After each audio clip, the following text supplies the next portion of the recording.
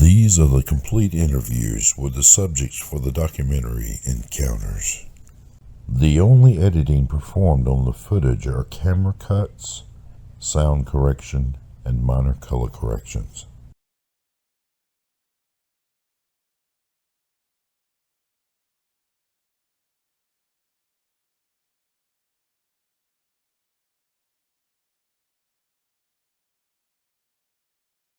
You're going to look a lot better than I do on camera.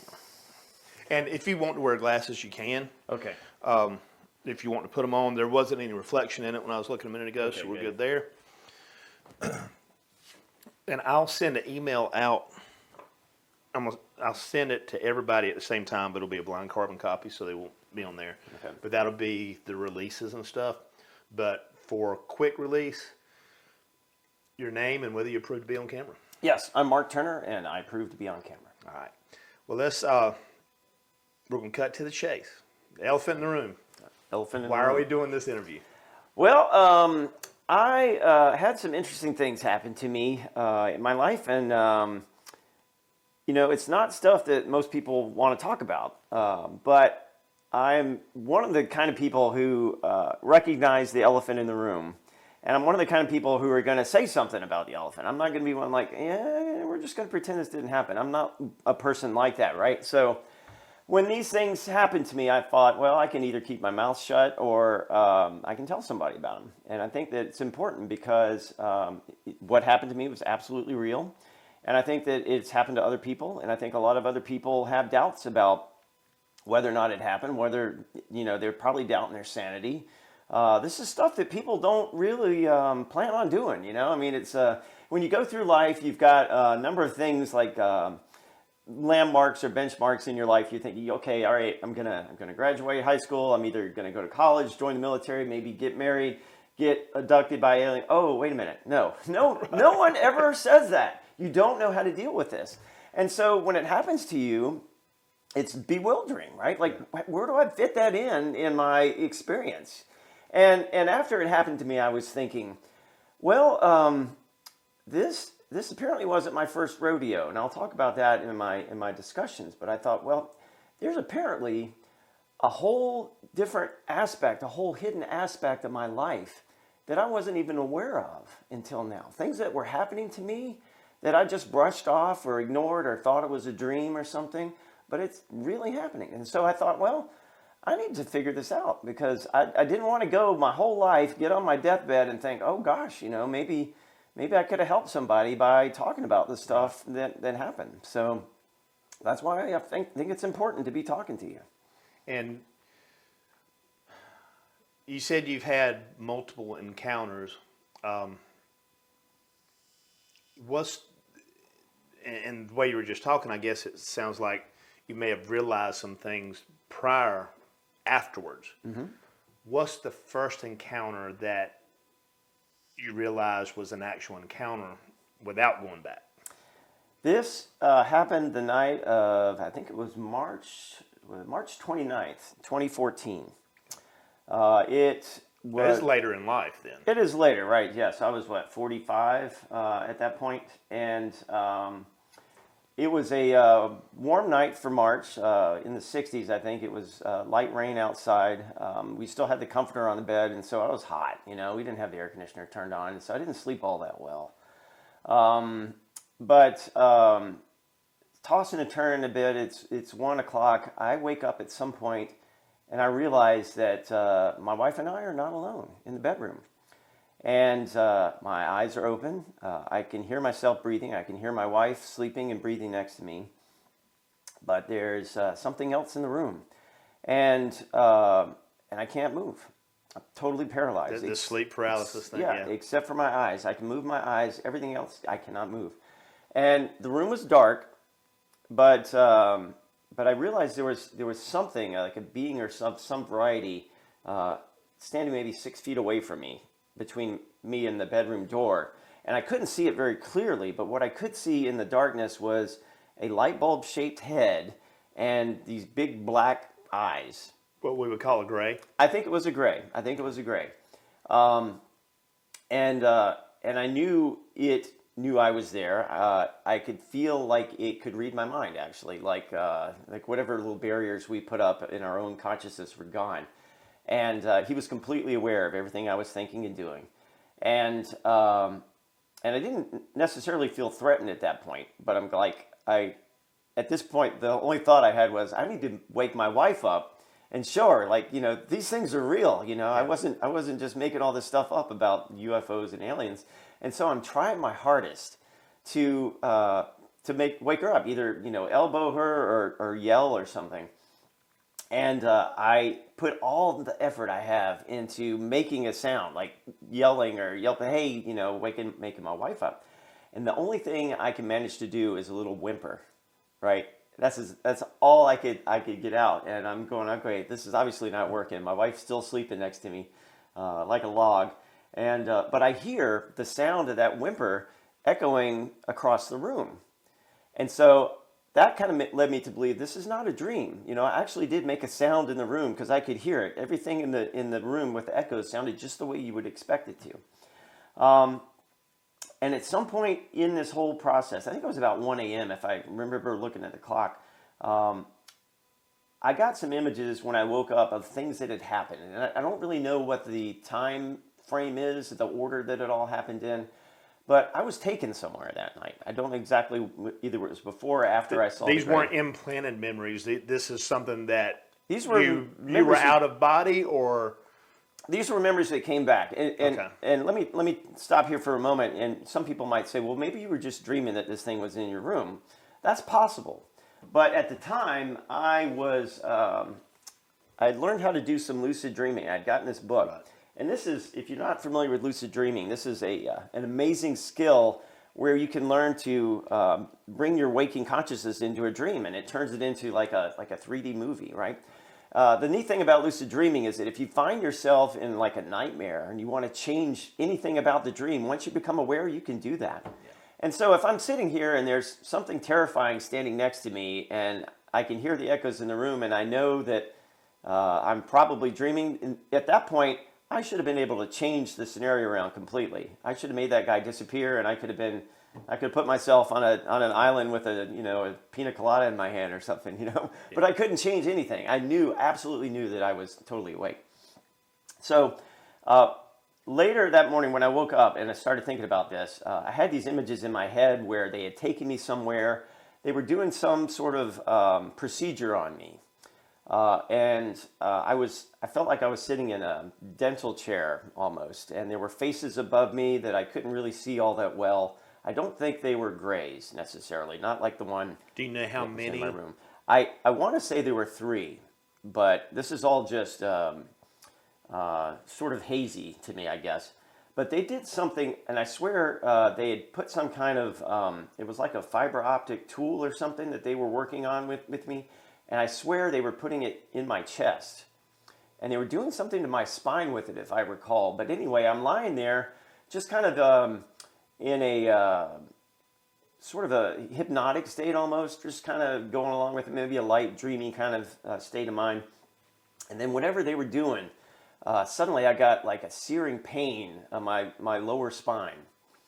And that... Whatever that they were doing caused severe pain to me, and that broke me out of whatever trance I was in, right? And I start cussing at him, like, you stupid idiot, don't you know that this hurts? You know, you're supposed to be like the masters of the universe, and my dog has more empathy than you. How could you not know that was going to hurt? I was pissed, right? And it woke me up. That pain woke me up, and that's how I remember seeing all this. And they did something to me at that point. But the great thing about it was I knew they could hear me when I was saying this. I was all saying this in my mind. I knew they could hear me. And as soon as I complained about the pain, they stopped. And so they weren't there to hurt me.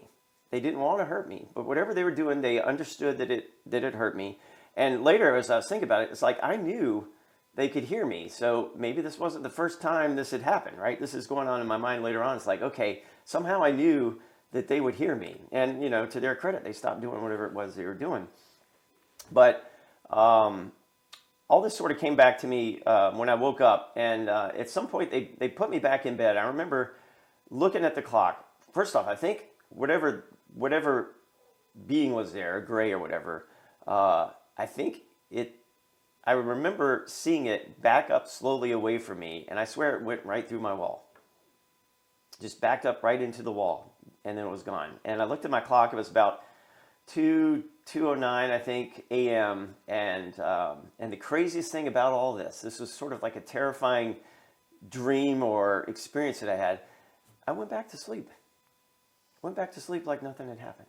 And can you share these dates with me later on? Yes, absolutely. Okay, just so I can check reports and things, like the MUFON reports and. Yeah, absolutely. I don't know if I actually, reported this one, but that. Yeah, I'm trying to check on other, there was a gentleman I did in Florida, and on the date that he said at the time he said, 15 minutes about 30 miles away, there was a sighting. Okay. And he had six figures around him in bed.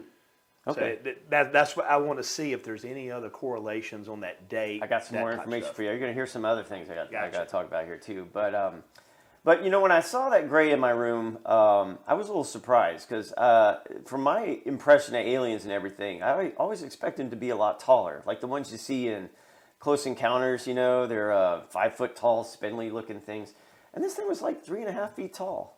And I totally did not expect that. And so that's another thing when I woke up thinking, okay, well, I don't know if I would have imagined that, because if I was going to imagine aliens, they would be taller than that. But this thing was short.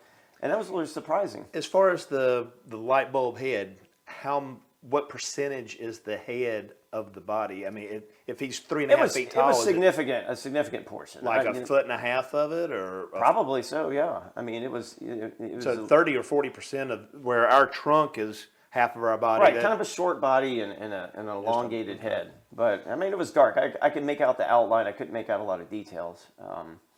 But I knew it had a hook into my mind somehow, and it was able to communicate with me. And I don't remember if it said anything at that point, but definitely when I was in that chair and something happened to me, then they knew that we could talk to each other. And I don't remember going anywhere necessarily. I don't remember getting taken out of my bedroom. I don't remember a spaceship of any kind.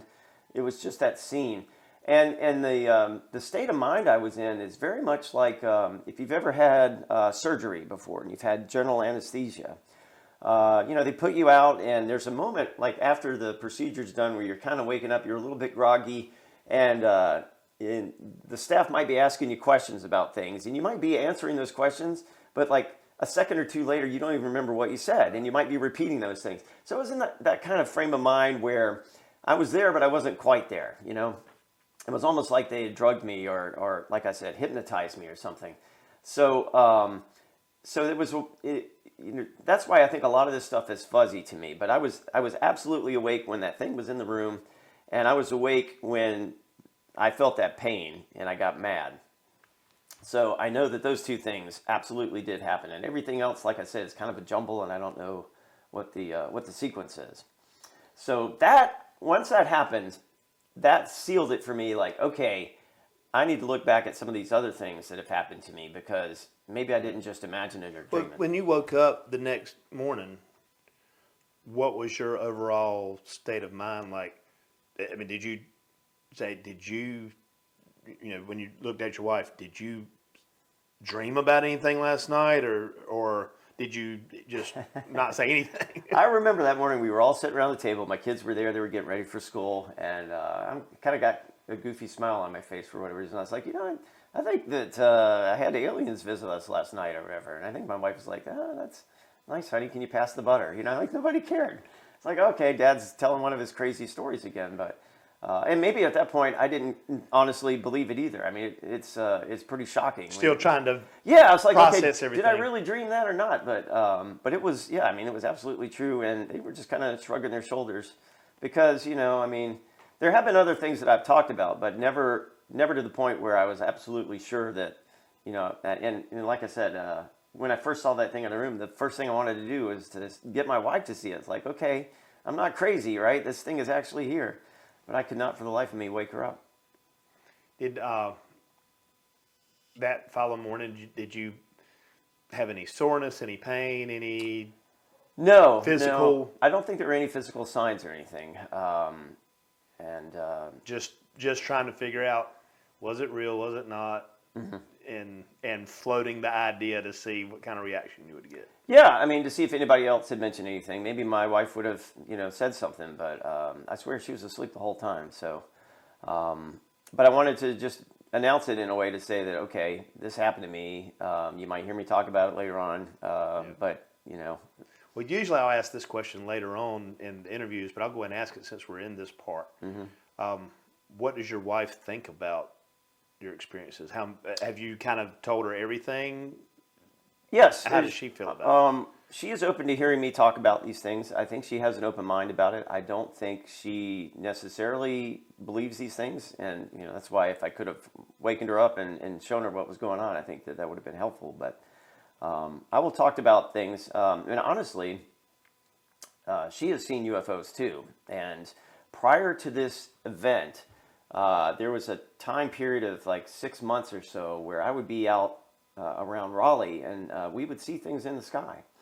Prior to this, it was September 30th, 2013.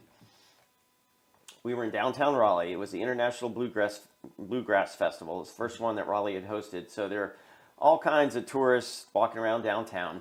And we had gone to the amphitheater downtown, the Redhead Amphitheater, to watch the Steep Canyon Rangers perform there. And we were sitting at the very top of the amphitheater. And there's a picture here. We were right back here against the fence, all right, watching the stage.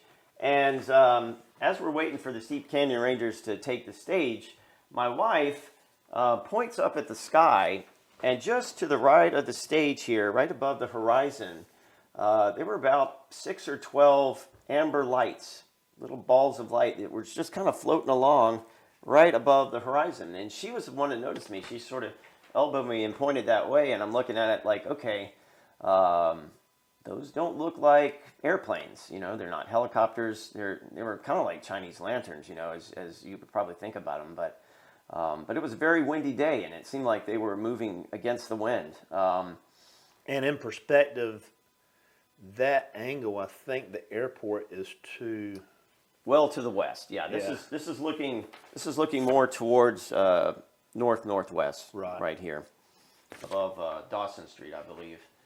So I looked at that and said, okay, those aren't airplanes. I was like, I knew what those were, and she had seen them first and pointed them out to me. And I'd wished that I'd had my binoculars there, that I could have taken a closer look, but that really caught my attention.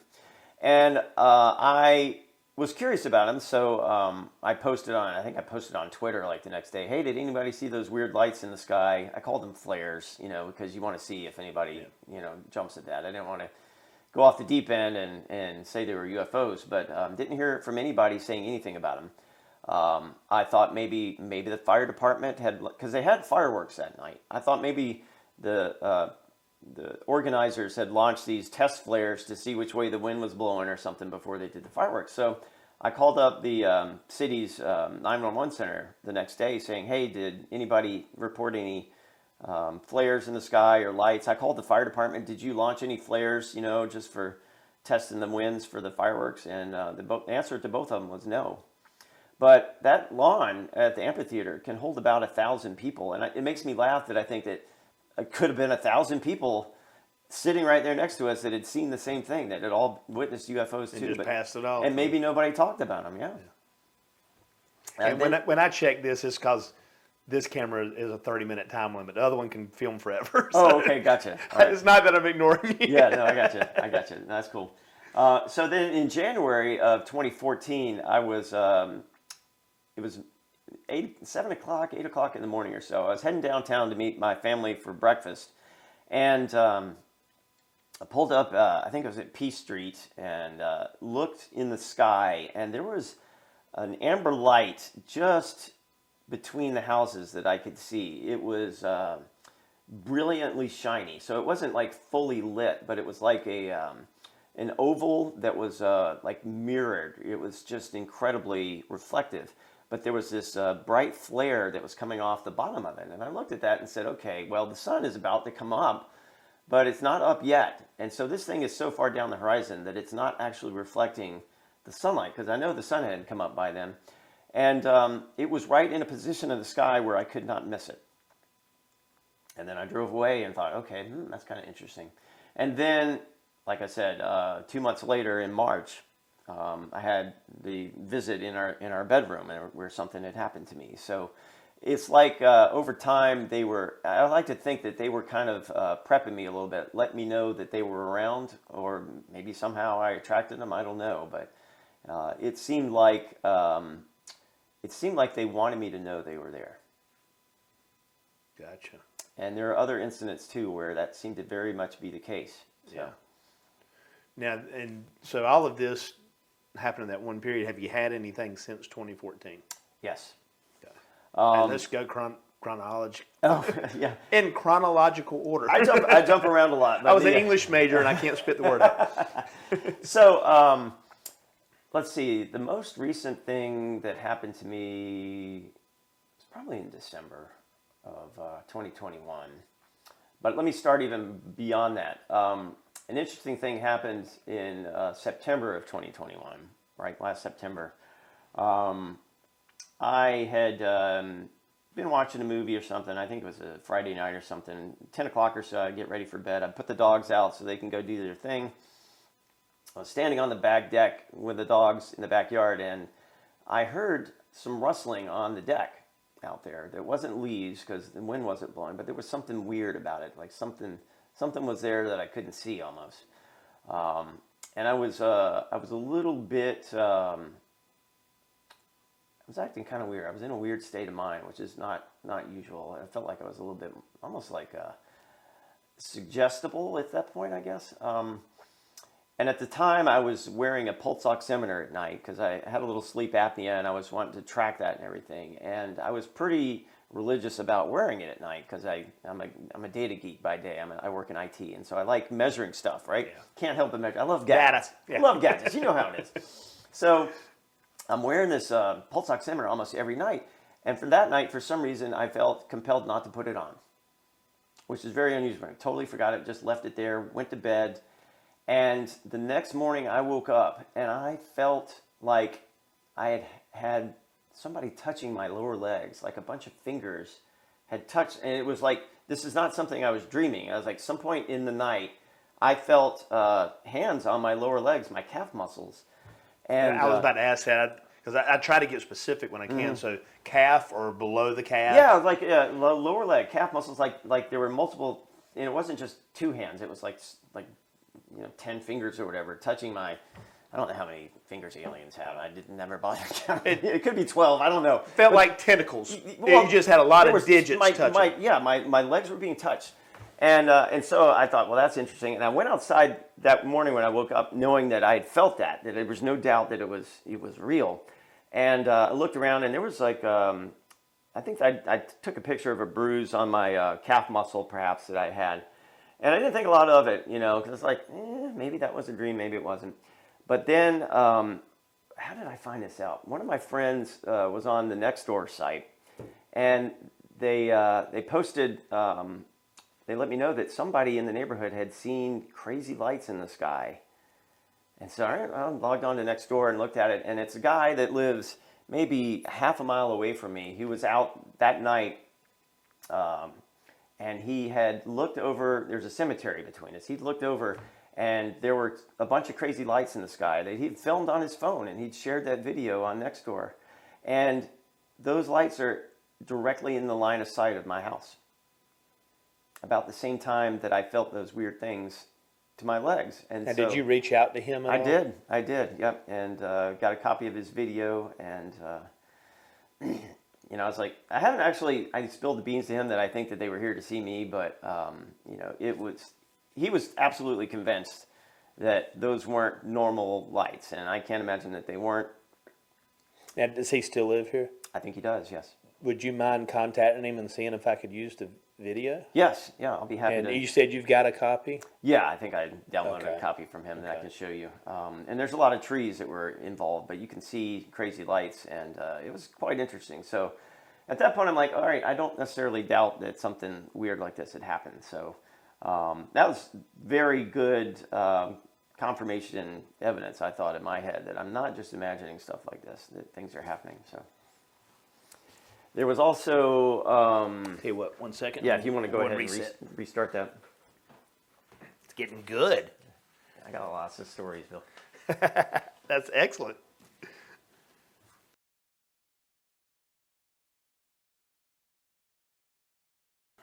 All right.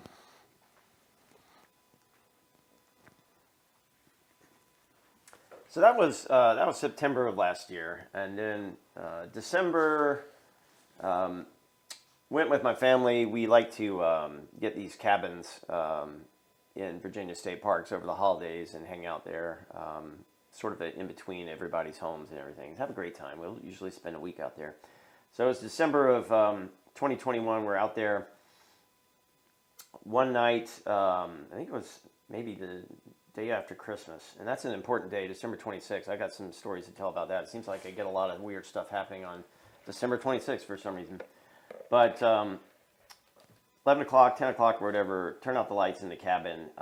Overnight, I get the impression, I wake up with a dream. And again, you're never in your right state of mind when stuff like this happens. You're either kind of in a dozy dream state or almost trance-like, where you're not like you've been drugged a little bit. But anyway, I woke up that night knowing that I'd heard rustling outside the cabin, and that there were kids.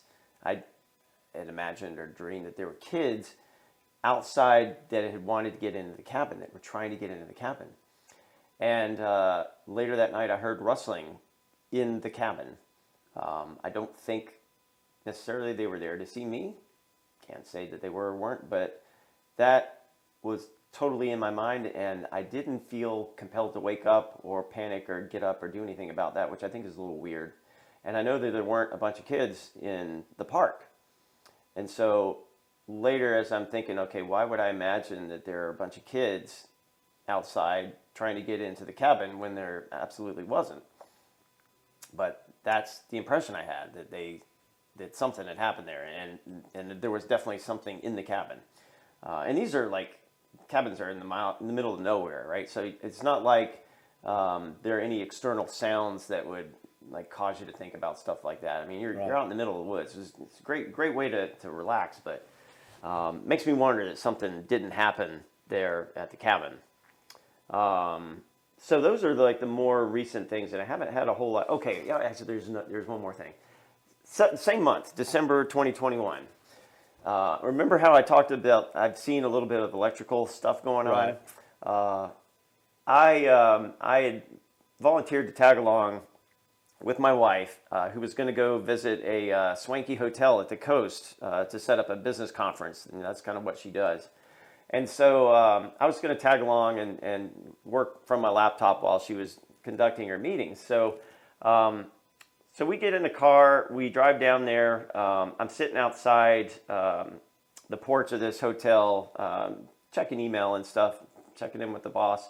And there are people walking by that are at the hotel. And suddenly I look up, and there's this strange woman walking with a man coming down the sidewalk there, and she is dressed really funny.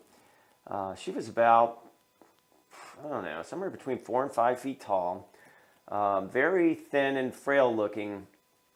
She had on really big sunglasses, like they covered up a good portion of her face.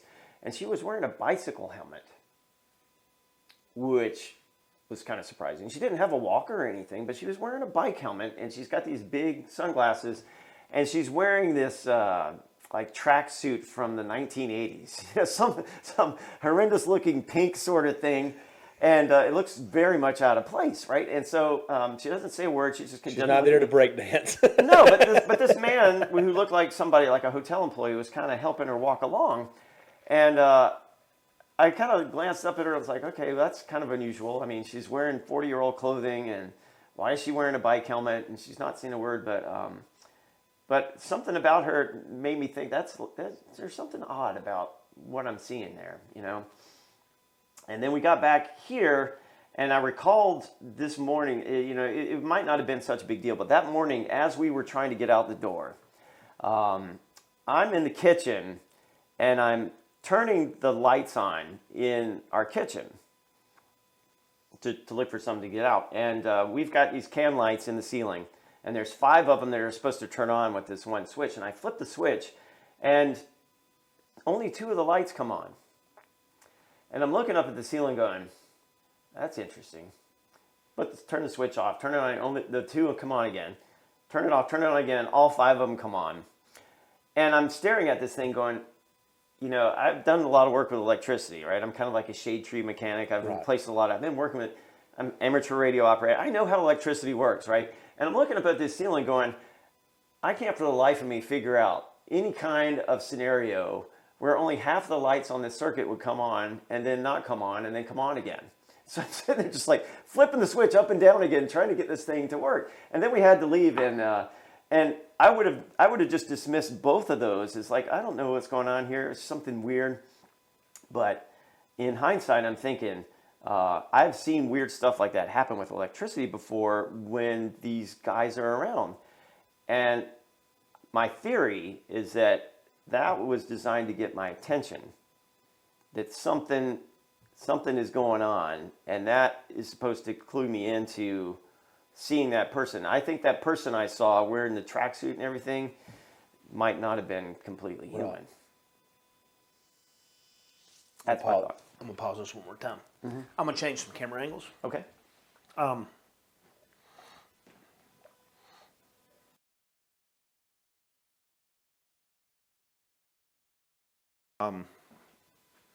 Or maybe the first couple of months, the entire thing with her was, if I didn't have the nightmares, I would rather have the nightmares with her in it, simply because that meant I was seeing her again. Ah, okay. And which is kind of strange, right? But anyway, we're going to go back to your story. So we've talked about the December thing when you were in the cabin.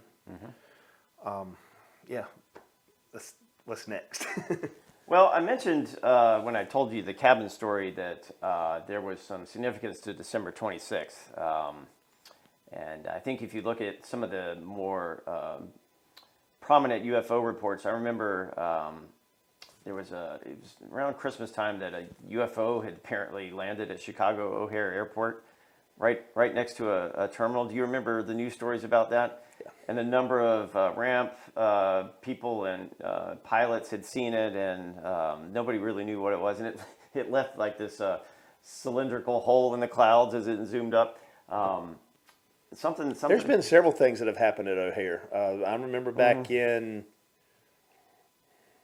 it may have been 2012, 2011, there was a big hoodoo with a sighting there. And that at the business I was in then, one of my customers, she brought video back from it. Oh, interesting. Yeah, she was in Chicago at that time, Yeah. Well, I'm sure that somebody's got video of the things that happened there. But December 26th was special to me, and the year was 2006, December 26, 2006. It was a Tuesday afternoon. Very sunny, very much like today. Nice clear skies, although it was very windy.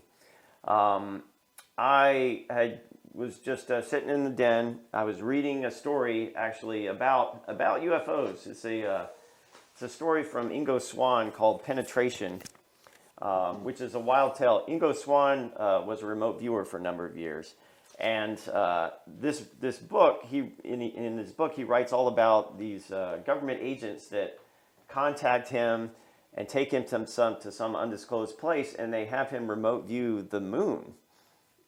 And when Ingo remote viewed the moon, he saw an alien base there, which really surprised him. So it's a wild tale, and when I saw it, I was like, yeah, Ingo's like pulling our leg or something here. That really didn't happen, but my mind's sort of been changed on that. Anyway, I'm reading this book, and it's about 3:15 in the afternoon.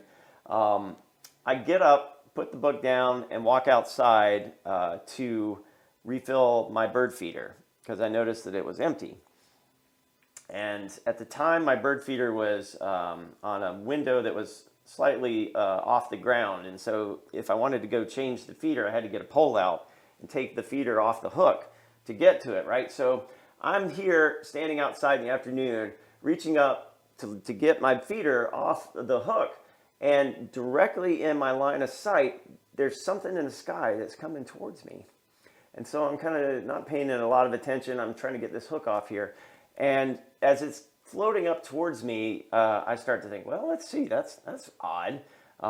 Doesn't look like a bird. That's not a helicopter. There were turkey buzzards that had been sort of flying around the thermals earlier in the day. And so I was looking at that, and no, it's not turkey buzzards. It was weird. It was round, like cylindrical, and it almost looked like a flying squirrel. That's kind of what I thought about, like something with, it had too many points to be an airplane, right? And so as I'm going through the list of things that it's not, trying to rule everything, helicopter, airplane, bird, crow, who would, whatever it was, balloon, doesn't seem to be any of those things. By the time I realized I'm out of stuff, right? This is probably a UFO. By that time it had drifted into the trees, passed beyond the trees, and I couldn't see it anymore. And I thought, well, that's really odd.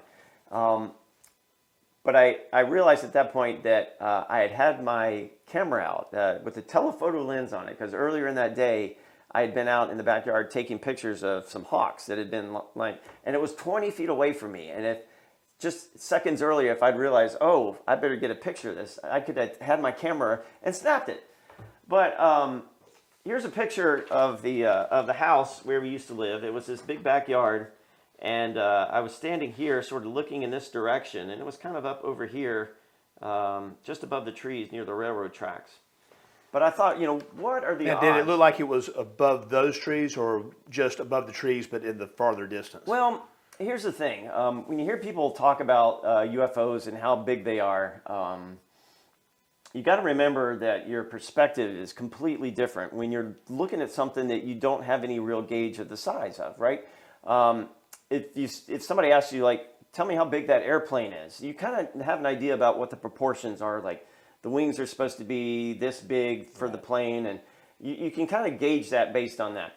If you're dealing with something that you've never seen before, you can't really say how big it is, especially if it appears to be moving in a way that you're not familiar with. It's not jet propulsion or a propeller or something. It's moving in a different way, so it's hard to tell, honestly.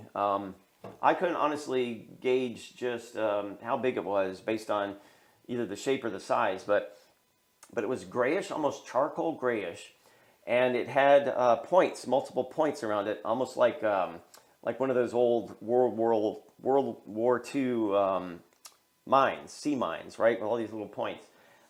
So I had found later that day, I'd gone around and done some Google searches. This is a picture. It's a really bad picture, unfortunately, but it's a picture of this very similar craft. Looked almost similar to what I've seen. This was seen in Mexico, I think, about the same time. And there are other videos of very similar, like porcupine sort of, or like a blowfish. Looks like those jumpy balls.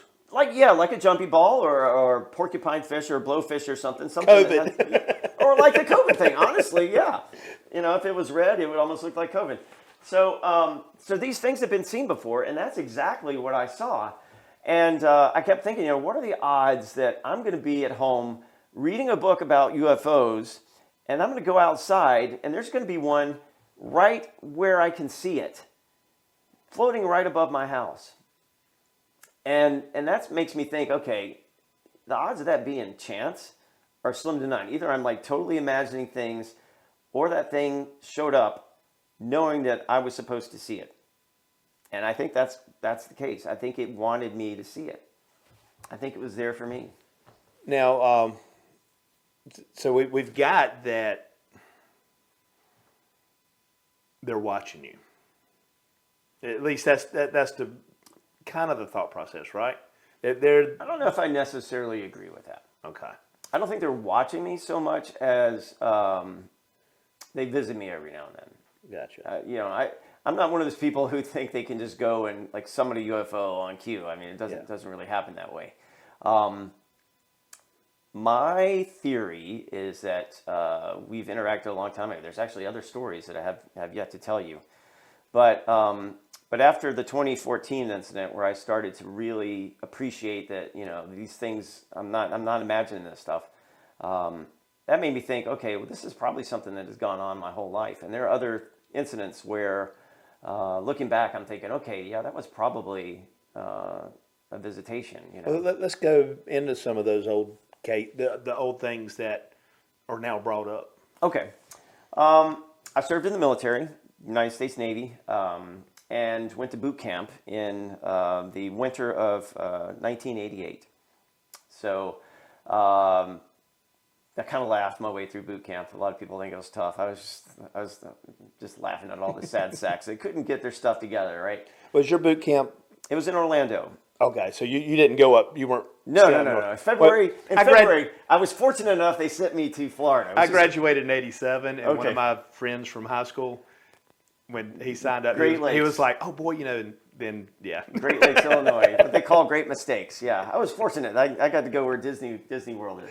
So I was laughing my way through boot camp most of the time, and there's a week in boot camp, the 5th week, where they call it work week or service week, and that's where the recruits take over running the asylum, basically. So a group of us would go to the galley and serve food, or act as shore patrol or whatever, the security, and my particular role was actually one of the cushy jobs that we had, and it was I think we called it the Riff dormitory.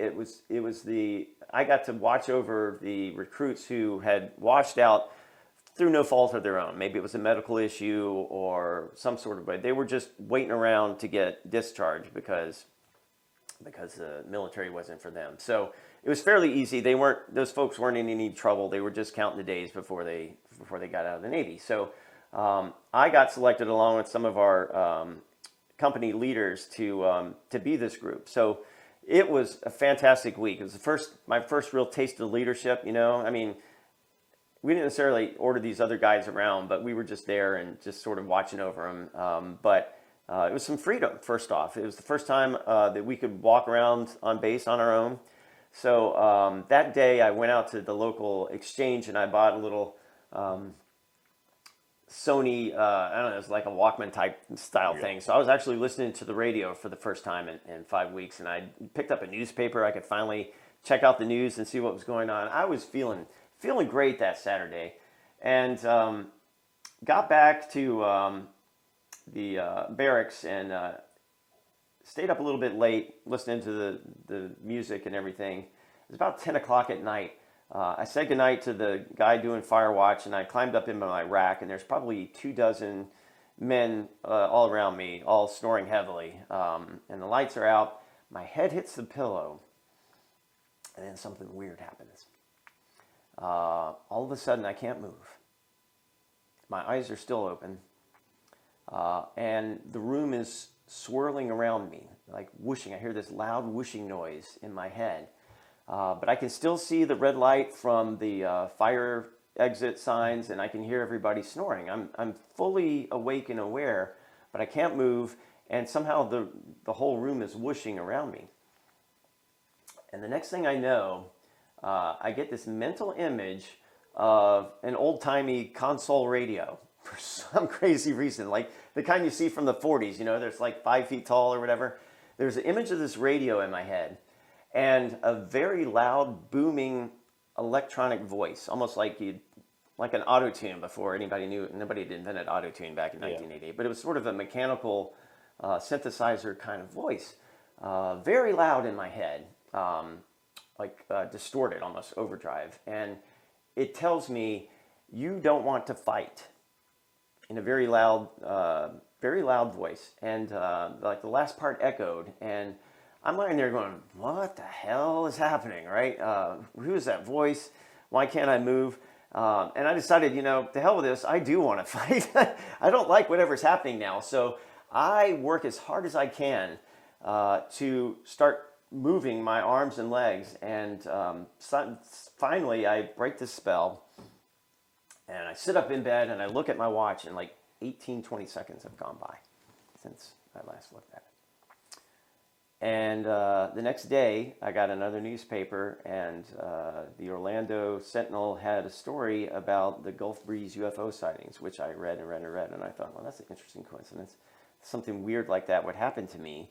And then the next day, there's a story about UFOs. So when I had my 2014 experience here at home, and that paralysis took effect, I was thinking, like, this is very, very similar to what happened to me in boot camp in 1988. Now, I kept my mouth shut about that because there was a security clearance on the line. I didn't want to tell everybody, oh, hey, had this weird voice in my head. Nobody asked me that on my polygraph, which was nice. But, you don't really want to describe that. And the military is really a conservative sort of organization anyway, right? Not a lot of people would be open to that. Yeah. So I kept it quiet, but even so, there were incidents in the military regarding UFOs, which happened the whole time, and I was a lot more open-minded to it then. This was probably 1989 or so, maybe the fall of 1989. I had finally gotten out to my ship, USS Elliott in San Diego, and we had gone on our very first deployment. So we'd left San Diego, we're heading north up the coast of California past Catalina Island and everything. And I'm working the midwatch, right? Nighttime. I step outside on the deck to take in the stars and the fresh air, and walk back to the fantail, the end of the ship. Pitch black, really can't see much anything. And all of a sudden, the next thing I know, I hear a voice right next to me. And I look up, and it's the aft watch. And he's asking me, he's like, hey, Turner, do you know anything about satellites?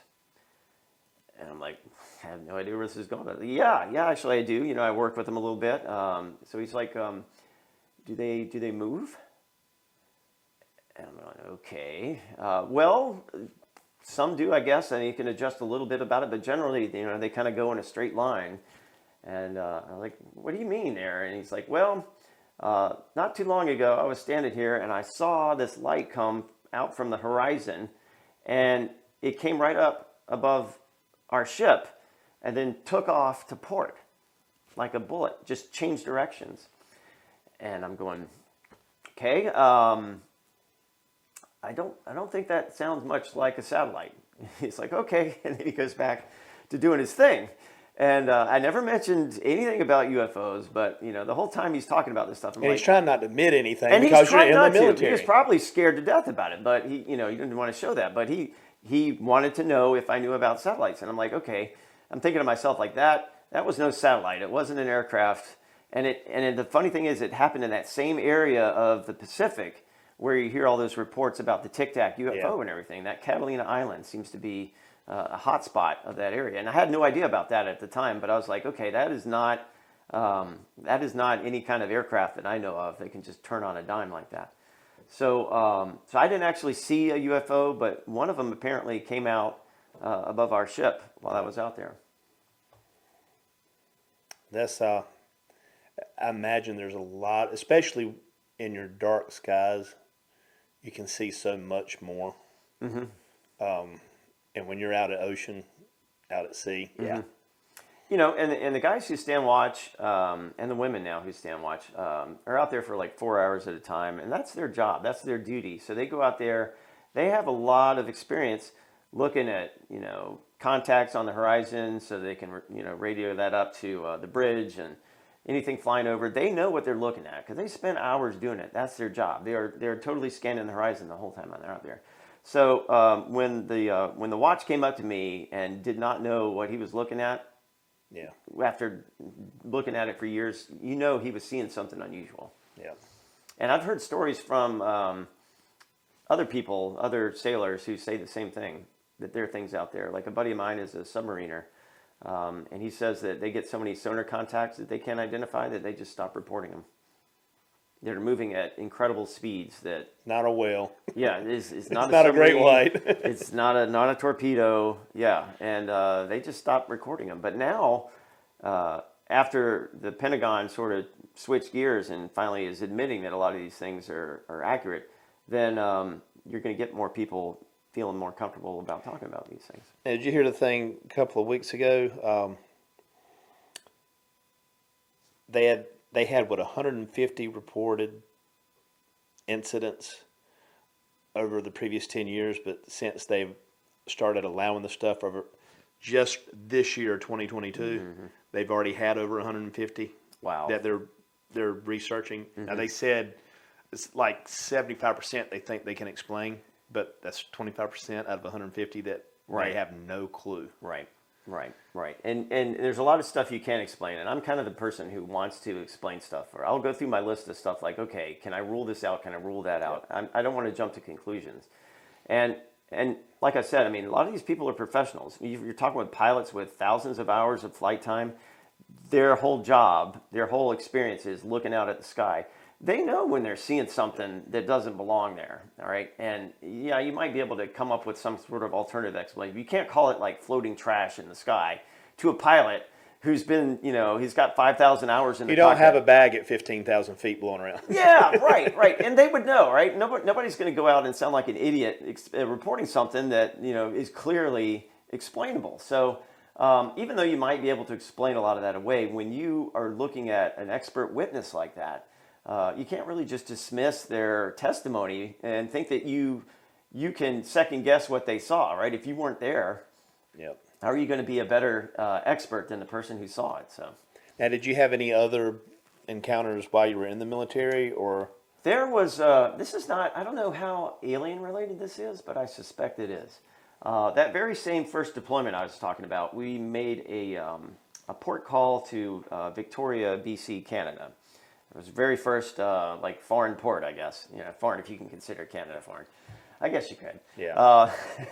We will anyway. I love not hostile, but foreign. Yeah, I love my Canadian friends, so don't get anything wrong about that. The thing about that is that we got on the bus, I think, from the base and went into town, and I probably got very drunk that night. Having a great time.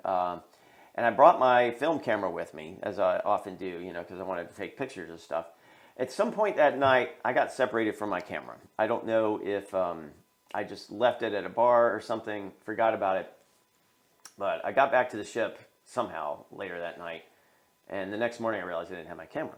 Found out later that one of my shipmates had brought my camera back to me. And so I went in and got the film developed.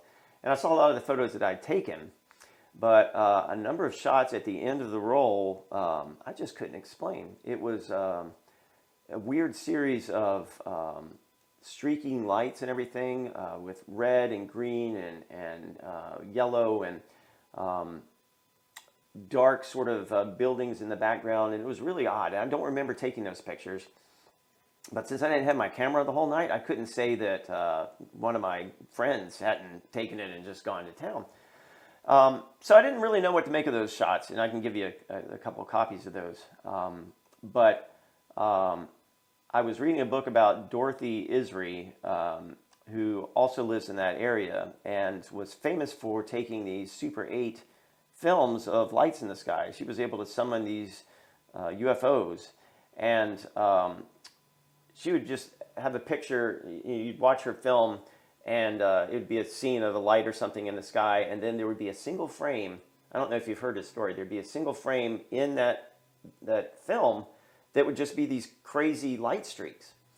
And I saw a documentary about Dorothy online, and I saw the one frame of those streaky lights, and I thought, that looks exactly what was on my camera that I couldn't explain. And I'm a bit of a photographer too, like you are. I know that you can hold the shutter down and kind of move things around, but there were parts of this light, because the streaks were all in different directions. And if you're just, if you're holding your shutter down, camera, you got line. Everything is going to track in the same direction. Right. But these were all different, like they were moving around. So I still can't explain how I took those pictures. And when I saw Dorothy Isri's frames, these incredible, I don't know how you can do this with a moving 8mm film, just have one frame that's completely different, but hers does that. But those were the same types of streaks that were on my camera. So I wonder if the reason I can't remember exactly what happened that night. Might not just be alcohol, maybe something else went on. Right. I've always thought that was kind of a magical area of the country, to be honest with you. And that was around what time? That was maybe September 1989. Okay. Mm-hmm. How long were you in the Navy? 4 years. 4 years. Mm-hmm. Yeah. My you were in the Navy when David Robinson was in the Navy. I think so. Yes, because that's when he graduated Naval Academy. I served with his roommate. There you go. He was also, I think he was also on the Naval Academy basketball team. I forget the guy's name right now. He's up in my cruise book, but God bless him. I had to throw sports in it. I'm sorry. No, it's good. No, it's good. No, he was David Robinson's roommate or classmate, I guess. And he was an officer on my ship, and he was like close to 7 feet tall. And being on a ship is different from being on a sub, where you really are cramped. But my poor friend here had to like duck his head everywhere he was going. I was like, you can't possibly be comfortable having to duck all the time, you know. But he was friends with David Robinson. I'm gonna restart these.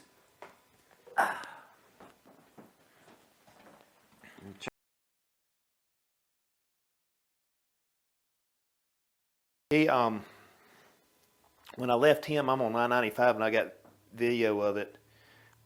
And the FJ has a built-in compass and yaw rate and all that type of stuff, or inclinometer, inclinometer, however you want to say it. But going north on 95, and all of a sudden it's just twisting around and moving around, and it did it, and I was like, what in the crap? So I got the phone and did it within a little bit later. And I know it'll do it sometimes when they have GPS blocking, that like the maps will show you're going the opposite direction, but keep you moving. Well, it was turning the map around, and wow. Yeah, and again, is it because I'm involved with it that I'm more aware of it, or you know, trying to process everything, you know? But so yeah, let's, I guess, talk about your next experience. We're out of the Navy. Anything between 89 and I would occasionally see early 14, occasionally see lights in the sky, you know, around town, and know that those probably weren't aircraft. In the Navy, my destroyer often acted as what they call plane guard, which is riding behind the carrier and sort of hanging out in case somebody ditches and we need to go rescue them. So I got to see a lot of, F-18s land right above me, you know, and A6s and things like that. So I got a pretty good idea about at least naval aircraft, and I was also trained on how to identify threat aircraft from other countries. So I was on my ship's Snoopy team, as they call it, which is the intelligence photography team. Anytime something weird flew over, we would go out and take pictures and sketch it and get that kind of information. So I would occasionally see things. I don't remember having any real... Now, were you a believer in UFOs at this time? Was it in your interest? I've always thought it odd that people who are like expert witnesses would be reporting things, like police officers would have these experiences. And there might be an interesting story written about them in the paper, or somebody might mention it on a TV show, and they would always kind of chuckle about it. But I thought, like, how can you laugh at these people if, you know, if this is their job to be observing things, and they seem to be, you know, telling the truth, and they have no real incentive to lie. Like, why wouldn't you just take their word for it? And you know, I didn't necessarily know anybody who had experiences.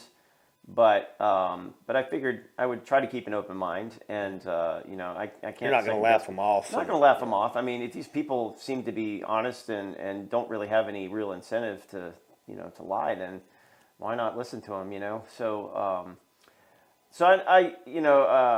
I've tried to keep an open mind. I've read the stories. I thought, well, this sounds like it you know, it probably could have happened, but it all changes, of course, when you wake up and you're seeing something with your own eyes. You know, you can take everybody's word for it, but when it's just you and it, or he and she, or whatever, it changes things. And one thing I didn't mention when I was discussing waking up with this thing in my room is that there's a feeling of loneliness there, like you know, when there are no other humans around and it's between you and him or whatever. It is a very isolated sort of feeling, and knowing that my wife was right there and I couldn't wake her up was kind of frightening. You know, I was like, I'm on my own. You know, for all intents and purposes, it's, you know, I don't have a choice about this, and it somehow got in my house. Right? I mean, it was there.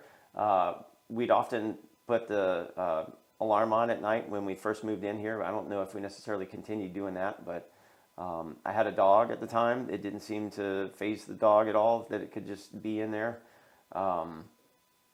And I think it could pass through the walls, you know, when it left, and probably got in the same way. Now, You said that you felt like they could understand you back when you were talking about that particular case, as far as you know, through telepathy or whatever. Did they communicate with you at all? Did you feel like they were? In that case, I don't recall any direct information from them.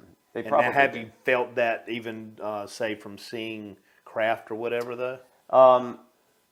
I do feel a connection to some things, like But not a communication. not necessarily a communication, only to say that they're here. Like, for instance, there was a night a couple of weeks ago where I was out walking the dogs, and I think I had been discussing UFOs online or something, and so I was just I had UFOs on my mind, and I turned the corner and looked up in the sky, and there are these two lights that are just above the horizon. They're just sort of twinkling over there, but there was a tree sort of that I was coming up on, and so as soon as I got to the other end of the tree, I was looking to try to identify those lights closer, and they were gone, just absolutely gone. And so I thought, you know, were they just saying hello? And I think they do that. I think they show up every now and then to let me know that they're there. But I don't feel like that they're reading my mind at any particular time or anything like that. But when they're in the room with you, one of the scary things is that, yes, they can read your mind, because then if you think about all the deep, dark secrets that you have that you might not even want to look at yourself, you know, everybody's got this little spot in their head where they throw things they don't want to deal with, and, you know, all your nightmares and neuroses and everything are in there. But that is an open book to them. And that's a scary thing when you realize the stuff that you've been trying to hide can't be hidden. Well, and if you have something that you're trying to highlight that, and something or somebody has access to it, they control you. They can. I mean, they can let it control that's just, you. It is a shocking experience knowing that you are an open book and they know everything about you. And it would be shocking to yourself if you could suddenly see all the things that you've been hiding from yourself. You know, they could control me because I couldn't move at that point. I don't think they have ill intent necessarily. I think there's some kind of project that they're working on, and I'm somehow working on it with them. I don't understand. Like I said, it's all very bewildering. But they don't hurt me. They put me back in bed. They stopped whatever thing was causing me pain when I complained about it. There's some kind of relationship there, which I don't completely understand. And a lot of my friends who have dealt with this same thing don't completely understand it either. The ones who have far more experience than I do. I think we all have a piece of this puzzle. And nobody has the full puzzle, but the more we get together and compare and talk and stuff, the more we understand. And I think that's why it's important to be talking to you. So you have no understanding as why you may have been chosen? I don't. A lot of the people who talk about this kind of stuff, they're women. And there might be some kind of genetic thing going on where you've talked about hybrids or something. I don't have the impression that I'm involved in any of that. You know, I can't birth babies.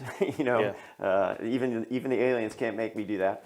But I'm offering something to them. I guess there's some reason they're hanging around, and that's the mystery to me. I don't seem to fit in. I don't understand what they're getting, other than to perhaps, this is one thing I'm thinking of, perhaps they're trying to train humans on how to become more psychic and to use their psychic abilities, like that telepathy thing that I noticed with them. I think humans can inherently do that, and we've forgotten how to do it. I think that just being exposed to that might help open that up. I've not gotten into any situation where I can read people's minds necessarily, but think about all the fear that we have in society right now that's just based on mistrust and not knowing people's intentions and secrets being held. And imagine that just going away one day. Yeah. Society would look quite a bit different. Now, on back to the visitation, the figure that was in the room that possibly a gray, it's described as a gray. How tall was he? I know you said the ones that when you were... This is about 3.5 feet. So about 3.5 feet that tall. one as well as the other ones that you saw were 3.5 I think feet. the ones that were above me in the chair were different. I think those Okay. might have been known. They were taller and bigger. I mean, they might have been what you call mantids, but I don't have a very clear picture of them. I just got the impression that they were different from the short guy. Taller? I think they were taller. And I've seen videos and pictures online that seem to look like what I saw. Mantids. They call them mantid beings. Yeah. But they seem to be calling the shots. Yeah. The don't have any evidence or have ever thought you may have some type of implant or have any type... I know you didn't have anything physical from that encounter. Didn't notice anything physical, but during the March 2014 thing, one of the visions I had was that they had taken that fiber optic tool and pushed it behind my right eyeball, which I didn't fully understand. Couldn't figure out how they did that. I'd had an MRI done a couple months later for an unrelated thing. Didn't see anything behind my eyeball. I don't have any reason to believe I've got any kind of implant. But I've heard of others who do, just not, as far as I know, not me. Okay. I've had weird bruises show up on my arms that were like finger-sized bruises in the mornings that I don't remember getting. And I went to the doctor a couple months ago for something unrelated, and the nurse looks at me and said, "How'd you get those bruises?" I'm like, "I have no idea." Yeah. So those are weird, and I can't explain them. But that happens to me from time to time. Now, what was I had a question. Oh. Since you've had these sightings, and I know we're more aware, whenever you have something like that, you're just more aware. We've discussed that. Anything that might be more government following you, tracking you, anything strange with cell phones? No, I'm a techie to begin with. I understand how phones work, and I see some people who've had similar experiences say, "Well, my computer's got a virus now. That's got to be the government." Like, Viruses happen, yeah. Yeah, they happen, right? And I'm not going to be one who's going to, attribute something like that to some nefarious thing. Having been in the military, I had a small taste of government from that point of view, and I tell you that to think that they're like omnipotent and can do anything they want, not very likely, right? There's some good people in government. Don't want to knock them all, but I'm not one that buys into these huge conspiracies about things. Some people who've been in my experience say they've seen humans that appear to be military people. They call them military abductions. There are so many laws that would make that implausible that I really have a hard time believing that they're military. It could be that they're somebody else's military. They could be humans who look like human but aren't actually from the planet Earth or something. It is such a huge universe teeming with life. It has to be. Every star that we can see has at least one planet with it.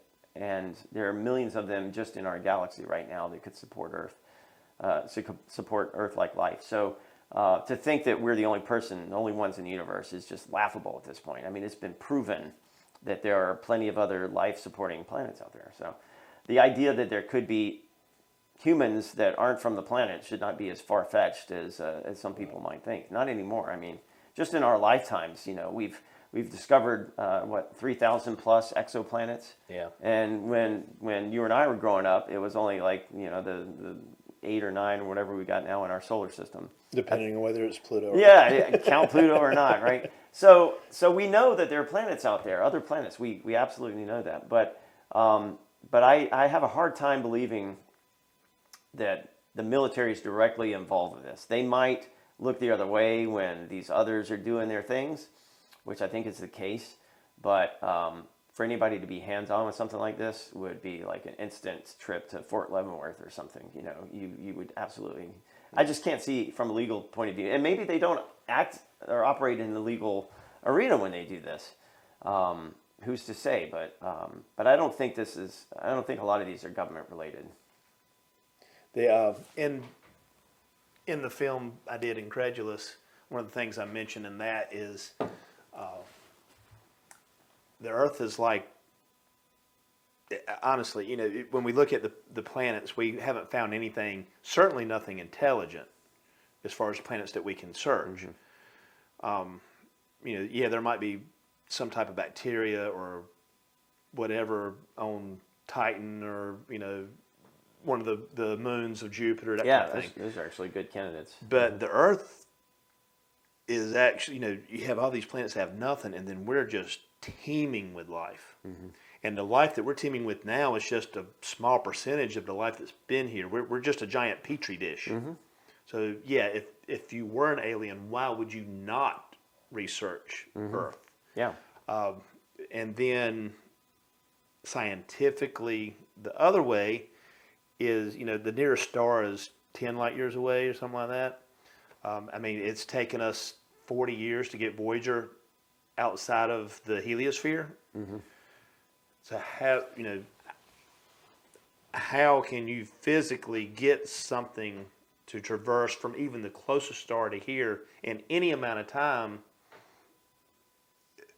of another life form's life? Mm-hmm. Now, and this part won't be on the film, but one thing I'm starting to look into now, and this may be for the next season, if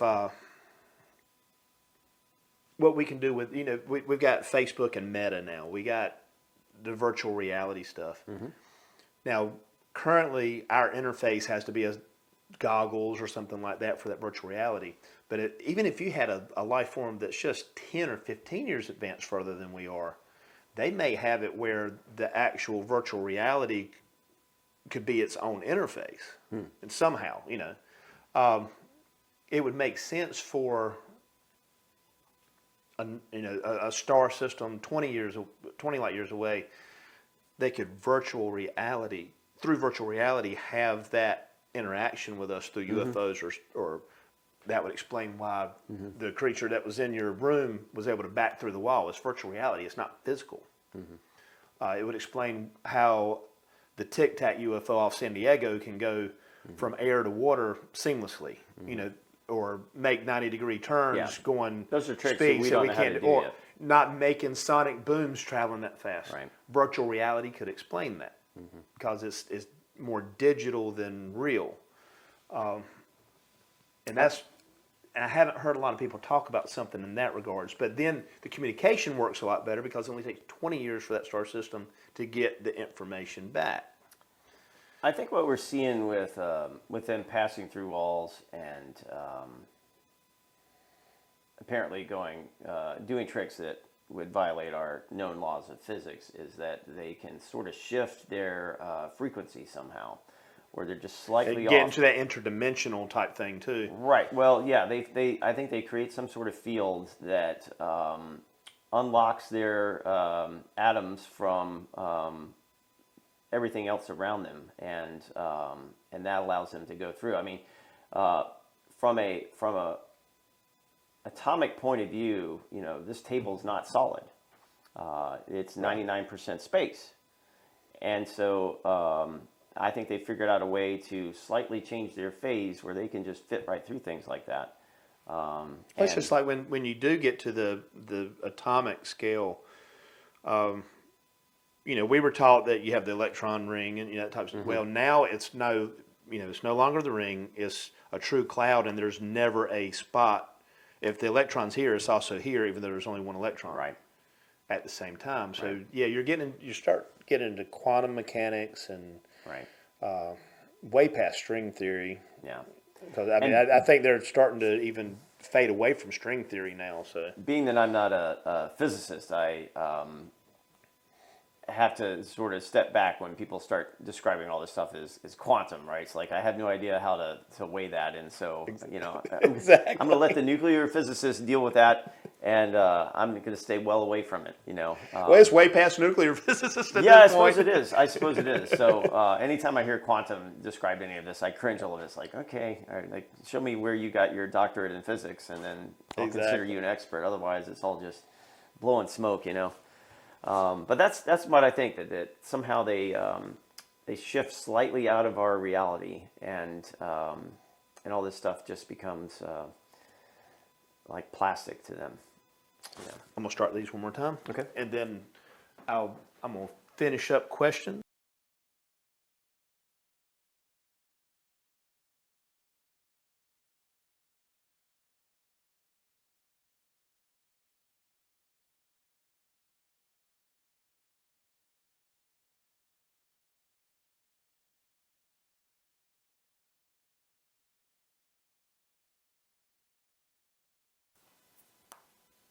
Can't jump if I got it on manual focus.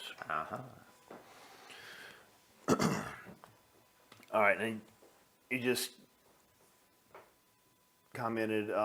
So we get out of the Navy part, and we're going to go back past 2014 and 13, and I guess you said 2012 too. I think, didn't you? So 2006. I had that day after Christmas sighting in my backyard. Around that same time, I had a number of dreams. Now, these I know were dreams. This wasn't a case of me just imagining that something had happened, but I was being trained somehow. It was like I went to school, and I remember seeing myself constantly in this large room with a number of people in there, and there were these scenarios getting played out. And one of the scenarios they had with me was dealing with guns, which was really bizarre because I'm not really hung up on guns. I don't necessarily fear them. I shot them when I was in the Navy. That was one of my jobs. I was a roving patrol and carried a .45.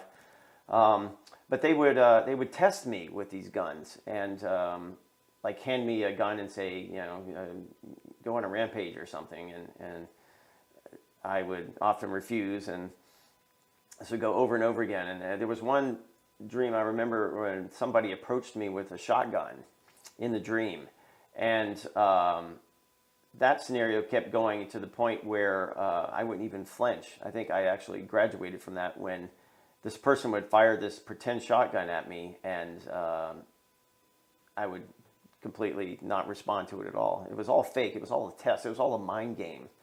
But they do this to people, from what I've read since then, certain accounts where they are testing you to see how you respond to things and learning lessons. And it was all very realistic looking to me. I mean, like I said, I don't really worry about guns at all. I have no problem with people having them, but it was like one of those weird tests that they had to see how I would react. And like I said, I think I passed when I could take a point blank shotgun blast and not even faze me. It was all just a matter of my reaction to it, I think. So they do strange things like that. But there were other lessons, like how to work, like move things with my mind. And I think they do this to other people too, which was sort of confirmation for me. But like I remember making something move in the room with me and turning and saying, "Do you mean I can do this in real life too?" And they said, "Yes, absolutely." And that just, I was like, I didn't believe that. I don't know how to I couldn't make this, Yeah. Now, in these dreams, when they're telling you, when they're communicating, is it your voice you're hearing? Is it somebody else's voice? And often I don't see them. But it's in English. or is it a feeling? Hard to say. It registers as English. I don't know if it's necessarily that or if it's just the thought. It could be this telepathy thing again.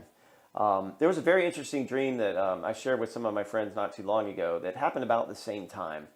I sort of found myself awake in this dream, and I heard a voice in my head. It said, do you want to see something shocking, I think it was, or I need to show you something. And I never saw anybody in this dream, but it was a voice that was talking to me. There was a guide with me somewhere that I couldn't see. And the guide warned me. He said, this is going to seem kind of shocking, but you need to be brave if you want to do it. And I said, okay, let's go. And then this guide took me to a long staircase, metal staircase, down a very dark corridor underground, like several flights of stairs underground. And when I got to the bottom, I saw a room full of creatures with big eyes that were all very desperate to get up on the surface. Now, is this similar to the Greys as well, or is this just...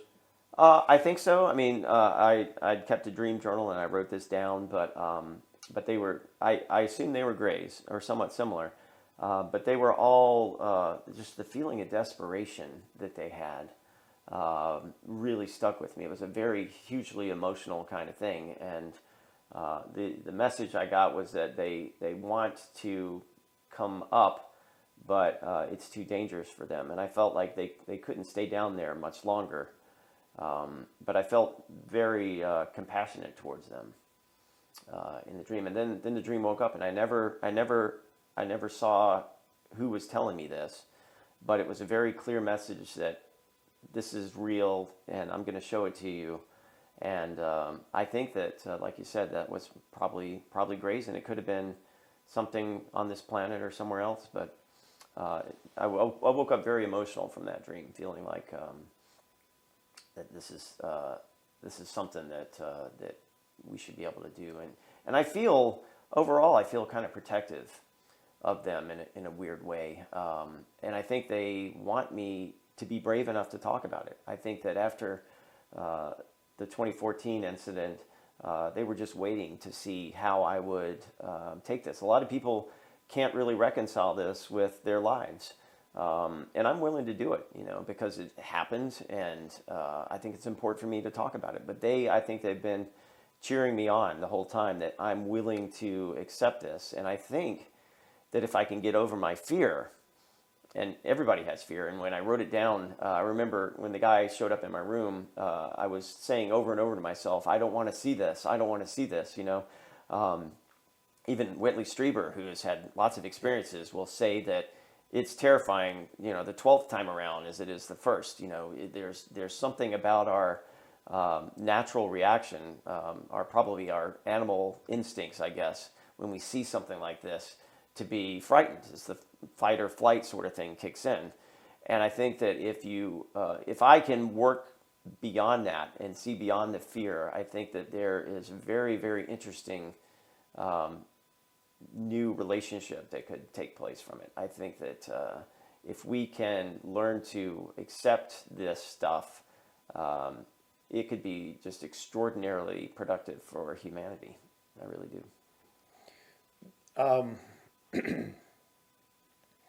How important do you think it is for others to come out and speak about their experiences?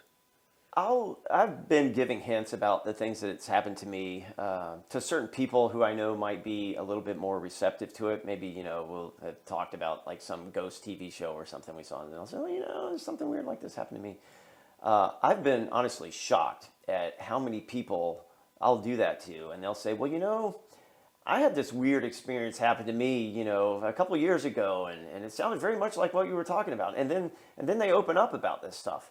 It's probably far more common than we really know. And the thing about it is that it can happen to you, and you might not even accept it. You might just think that was a dream or something, but then you hear somebody talk about it, and then, you put two and two together, and it's suddenly like, well, That's odd. Yeah, I had that weird scrape on my arm the night afterwards, and my neighbor filmed lights over my house that night. I mean, the things start to add up, and eventually you have to accept that something very unusual is going on.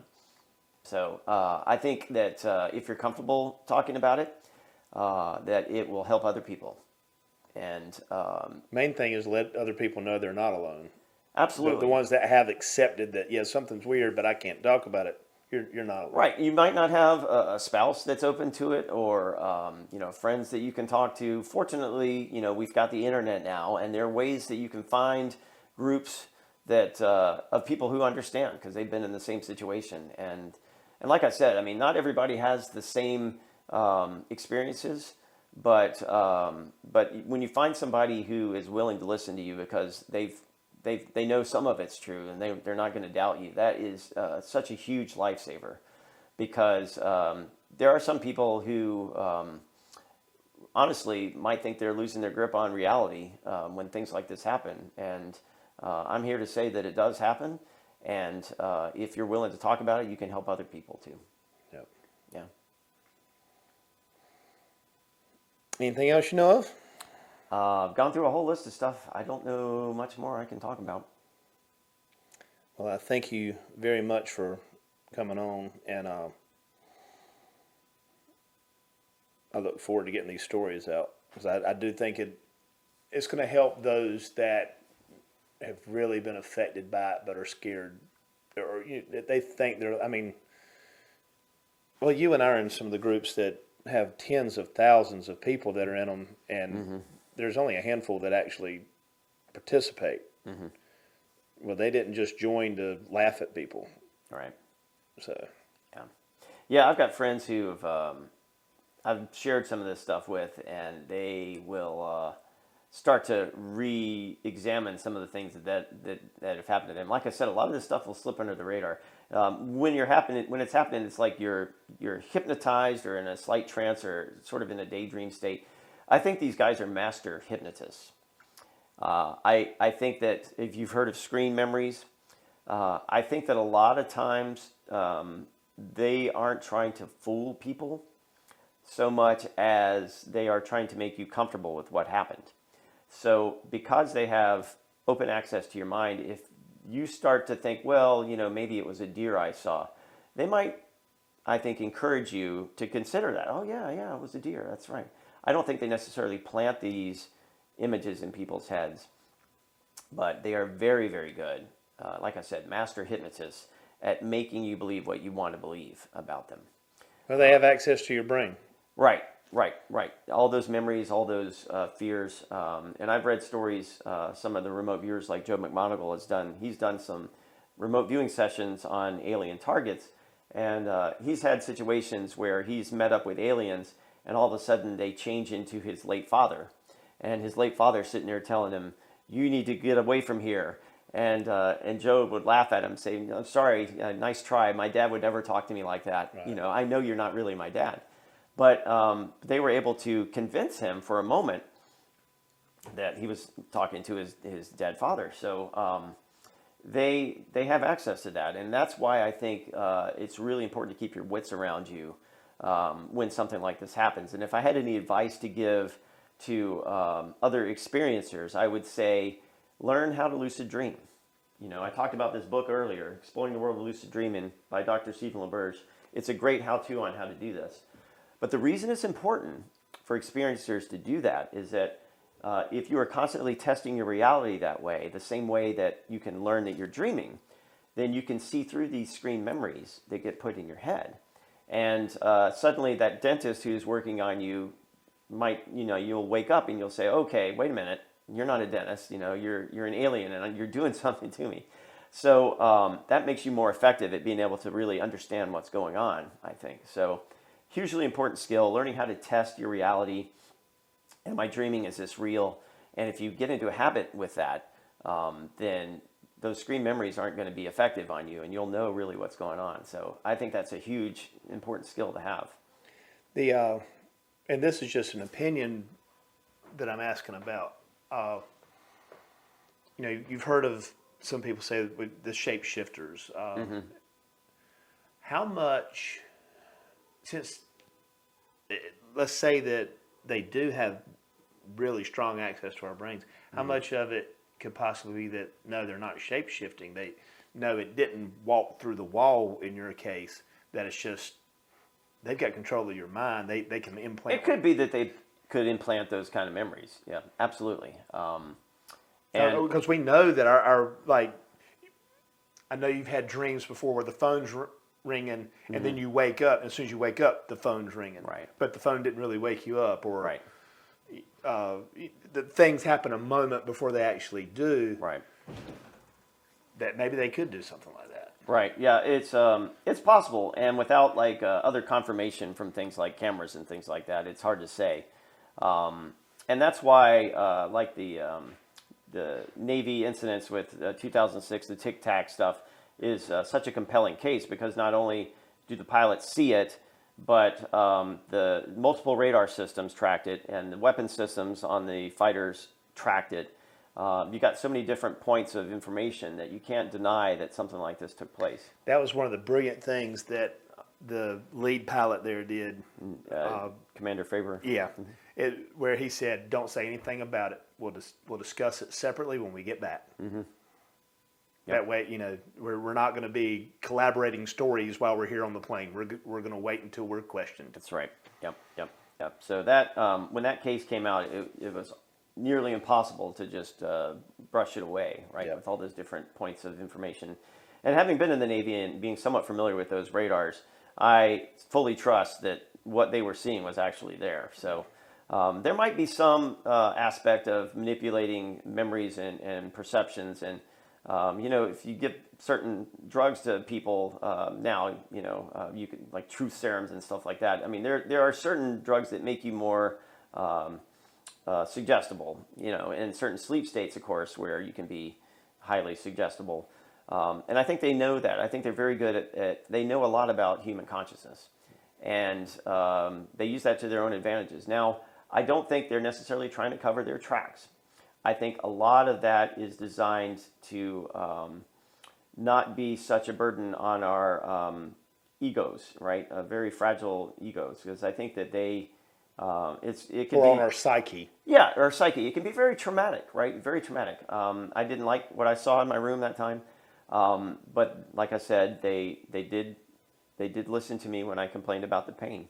So I think they look for something that you're going to find comforting, and they push that a little bit, but it's only to not be as disruptive to our lives. So I don't pretend to know all of their intentions. I know that they apparently visit me every now and then. I don't know what they're doing, but they don't seem to want to hurt me, and they haven't taken over my body or anything crazy like that. So I'm going to try to keep an open mind and try to look over my fear and just try to figure things out as best I can. That's really all you can do, I guess. Well, keep in touch with me if you do have anything else that pops up, and I'll have some little reels that I'll be putting out while I promote this thing as we get going forward. Feel free to promote any way that you want to as well. Hey, you don't have to do this, but hey, I had a great interview with Bill, where Bill really sucks. Don't ever interview with him. Anything like that, I don't care. All right. But yeah, again, thank you for sitting with me. I've taken a lot of your time this morning. Yeah, that's all right. It's been a pleasure. Happy to talk about this stuff. Yeah. Well, I think we got some great stuff. Excellent. And I hope that other people will see this and